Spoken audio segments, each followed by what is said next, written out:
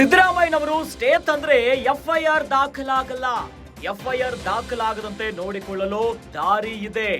High court ತೀರ್ಪಿಗೆ stay ತಂದ್ರೆ FIR ಗಿಲ್ಲ ಜಾಗ ನೋಡಿ. ಹೈಕೋರ್ಟ್ ತೀರ್ಪನ್ನ ವಿಭಾಗೀಯ ಪೀಠದಲ್ಲಿ ಪ್ರಶ್ನೆ ಮಾಡಬೇಕು. ವಿಭಾಗೀಯ ಪೀಠಕ್ಕೆ ಅರ್ಜಿಯನ್ನ ಸಲ್ಲಿಸಿದ್ರೆ ಅಲ್ಲೂ ಕೂಡ ವಿಚಾರಣೆಯಾಗುತ್ತೆ. ವಿಭಾಗೀಯ ಪೀಠದಲ್ಲೂ ಕೂಡ ವಿಚಾರಣೆ ನಡೀಬೇಕು. ಇನ್ನು ವಿಚಾರಣೆಯನ್ನ ನಡೆಸಲು ಕಾಲಾವಕಾಶ ಬೇಕಾಗಲಿದೆ.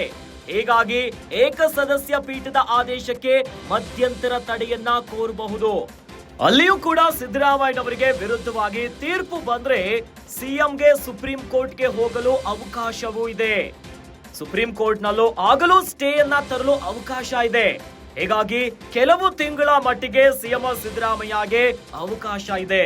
ಸಿದ್ದರಾಮಯ್ಯಗೆ ಒಂದು ರೀತಿಯಾಗಿ ಬ್ರೀದಿಂಗ್ ಸ್ಪೇಸ್ ಸಿಗುವಂತಹ ಅವಕಾಶ ಇದೆ.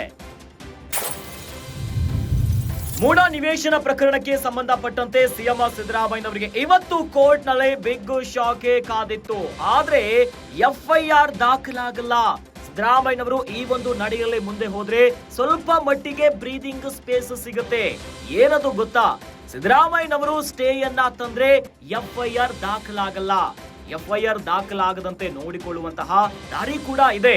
ಹೈಕೋರ್ಟಿನ ತೀರ್ಪಿಗೆ ಸ್ಟೇಯನ್ನ ತಂದ್ರೆ ಎಫ್ಐಆರ್ಗೆ ಜಾಗನೇ ಇಲ್ಲ. ಹೈಕೋರ್ಟ್ ತೀರ್ಪನ್ನ ವಿಭಾಗೀಯ ಪೀಠದಲ್ಲಿ ಪ್ರಶ್ನೆ ಮಾಡಬೇಕಾಗತ್ತೆ. ವಿಭಾಗೀಯ ಪೀಠಕ್ಕೆ ಅರ್ಜಿಯನ್ನ ಸಲ್ಲಿಸಿದ್ರೆ ಅಲ್ಲೂ ಕೂಡ ವಿಚಾರಣೆಗಳಾಗುತ್ತೆ. ವಿಭಾಗೀಯ ಪೀಠದಲ್ಲೂ ಕೂಡ ವಿಚಾರಣೆ ನಡೀಬೇಕಾಗತ್ತೆ. ಇನ್ನು ವಿಚಾರಣೆಯನ್ನ ನಡೆಸಲು ಕಾಲಾವಕಾಶ ಬೇಕಾಗಲಿದೆ. ಹೀಗಾಗಿನೇ ಏಕಸದಸ್ಯ ಪೀಠದ ಆದೇಶಕ್ಕೆ ಮಧ್ಯಂತರ ತಡೆಯನ್ನ ಕೋರಬಹುದು. ಅಲ್ಲಿಯೂ ಕೂಡ ಸಿದ್ದರಾಮಯ್ಯನವರಿಗೆ ವಿರುದ್ಧವಾಗಿನೇ ತೀರ್ಪೆಲ್ಲಾದ್ರೂ ಬಂದ್ರೆ ಸಿಎಂಗೆ ಸುಪ್ರೀಂ ಕೋರ್ಟ್ಗೆ ಹೋಗಲು ಅವಕಾಶವೂ ಇದೆ.